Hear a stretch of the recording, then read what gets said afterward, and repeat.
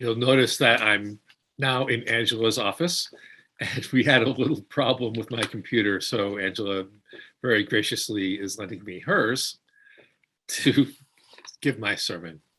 I used to work as a chaplain at a hospital outside of Buffalo.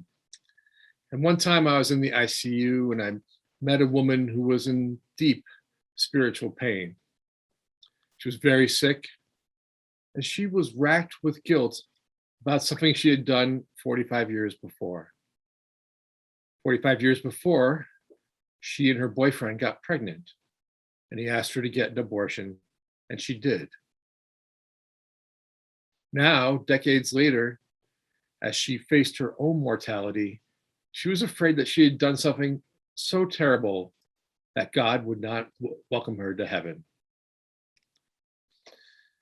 Well, one of the core practices of good chaplaincy is working with the patient's theology, not mine. So I asked her about her understanding of God. And she said things, but one of the things she said is that God is love. And that gave me an opening. I talked to her about how my understanding of God is that God is loving, non-judgmental. God understood how people made hard decisions and sometimes mistakes. She seemed to hear that, and we prayed together, and she was much more at peace by the time I left her. But I was shaking my head as I walked back to my office. This poor woman was so sick, and she was spending so much energy thinking about a decision that she made under duress 45 years before. And the source of her anguish was a religious teaching that created an intense stigma for her. There's a truth that despite the general idea of what how religions talk about abortion, there's actually much more nuance in religious teachings about reproductive choice. And I want to take this opportunity to walk through some of the teachings of some of the major traditions to show just how they think about reproductive choice. And we'll start close to home with Christianity. This, of course, is the source of that Unitarian Universalism comes out of, but we've since become so much more than Christianity. Christianity's sacred text is the Bible, and there are two biblical references that have been used by those opposed to contraception and abortion. Psalm 139:13 and Jeremiah 1:5. In the first one, the psalm reads, "For it was you who formed my inward parts. You knit me together in my mother's womb." Similarly, Jeremiah reads, "Before I formed you in the womb, I knew you. And before you were born, I consecrated you." However, Christians usually have not heard the texts that assume a fetus is not a person.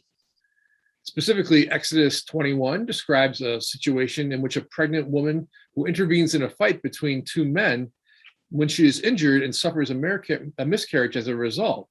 And the penalty for that is the payment of a fine. And that would not have been possible if a human life had been taken. In Numbers, the book of Numbers, a husband who suspects his wife has committed adultery can take her to the priests.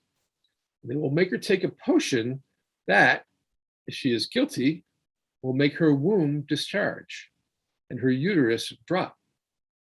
If she is not guilty, then she shall be immune and able to conceive children. As usual, the Bible is full of gems of wisdom and ethical teachings, and it's also a hot mess that contradicts itself over and over. And we see that in the many different flavors of Christianity.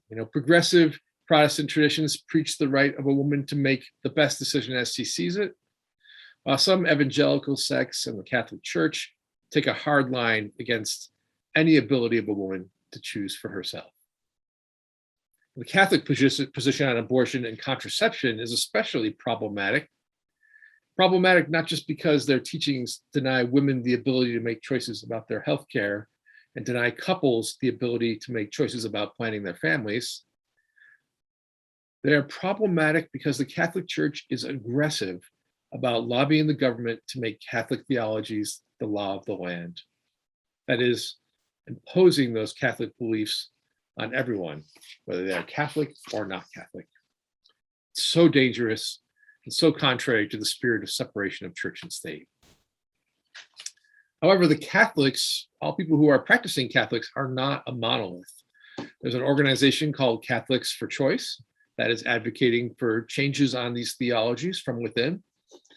And by the by, 2 Fridays ago, First Unitarian hosted a celebration for Father Anne Trapiano, a woman who just got ordained as a Catholic priest via the Women's Ordination Conference.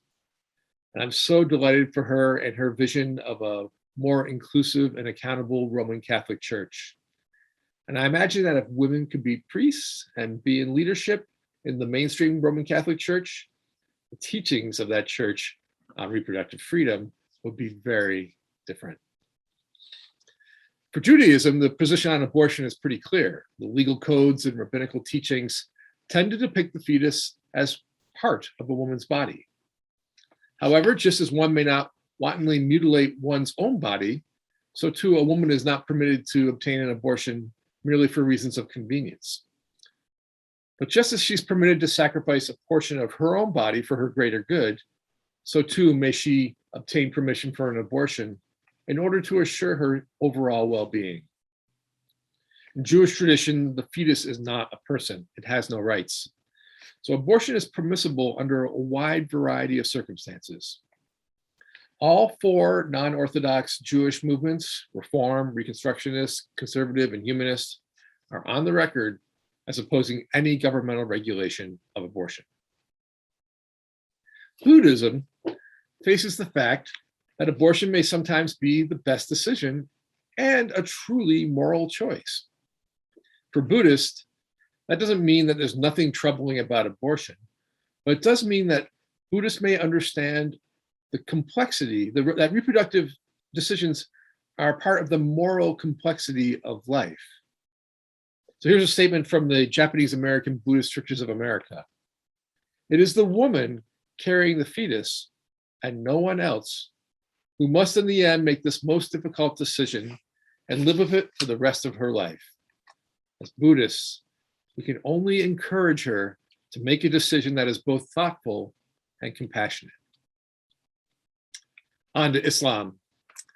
There is a consensus among Muslims that abortion is allowed if the life of the woman is endangered at any period during the pregnancy. Some scholars have now taken the position that the fetus is to be treated as a person from the moment of conception, but that is actually so that would forbid any abortion. But this actually contradicts the classical Islamic practice in which the fetus was never seen as a legal person before birth. In the Quran, Surah 46 and line 15, and surahs are the word for individual chapters of the Quran. 46:15, it says, "We have enjoined on man kindness to his parents. In pain did his mother bear him, and in pain did she give him birth." This interpretation of the interpretation of some Islamic scholars is that God has singled out the woman for mention when speaking of the duties of a person towards his parents, that shows that her pain must be taken into consideration first and foremost, and the final decision about bringing a child into the world must be hers. Throughout all these traditions, the various religions seem to imply that they wish no abortions would happen. And that feels like adding a stigma that doesn't help. Similarly, I've heard people imply that every abortion is a gut-wrenching decision. But I've spoken with and read of many women for whom it was a very easy decision, an obvious no-brainer. Perhaps you've heard politicians say that abortion should be safe and legal and rare. That rare is a weird attempt to hedge their opinions, and I think it's not necessary. Abortion is okay. Similarly, there's a lot of hand-wringing about later term abortions. And again, I think that's a way of not saying the full truth. That is that an abortion is the decision of the woman and only the woman. During his run for president, Peter Buttigieg, who was raised Catholic and is now Episcopalian, was asked about third trimester abortions. And I thought his answer showed real integrity. Here's what he said. So let's put ourselves in the shoes of a woman in that situation, meaning having a late-term abortion.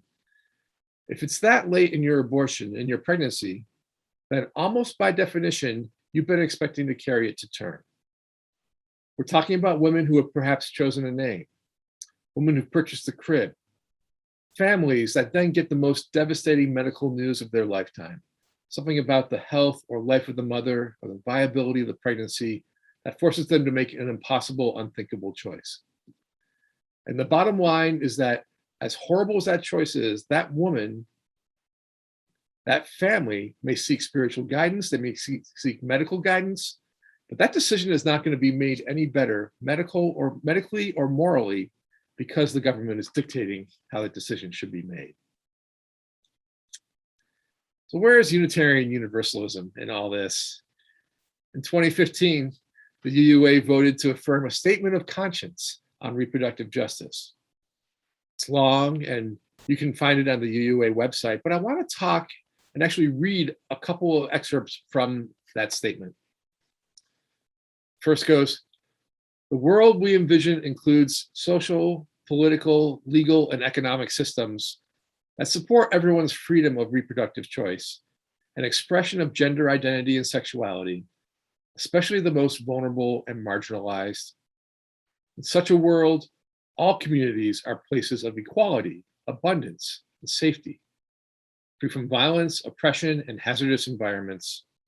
This world includes access to safe, affordable, and culturally and developmentally appropriate childcare and healthcare.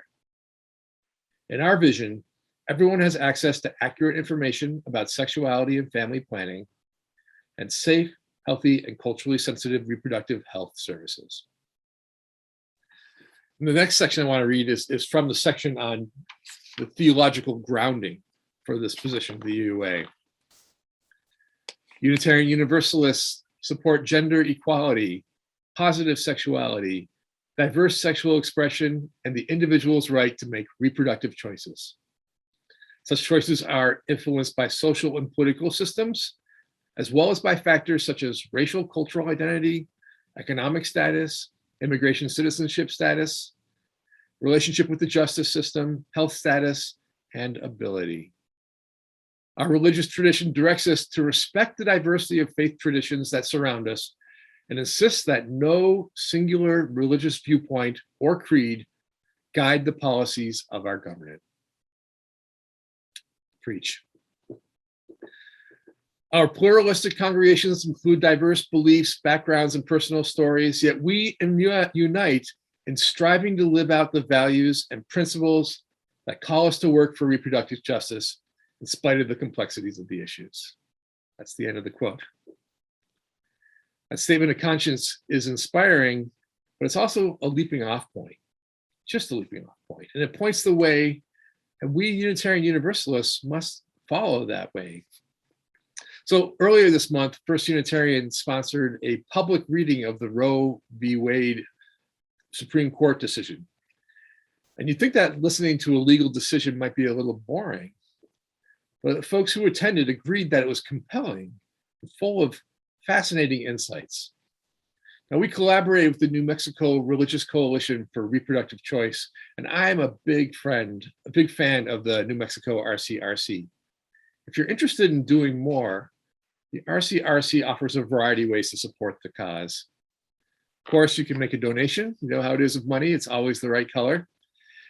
But you can also give your time. For example, you can be a legal observer.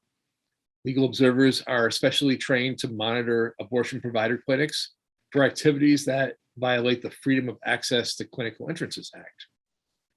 You can be an advocacy volunteer.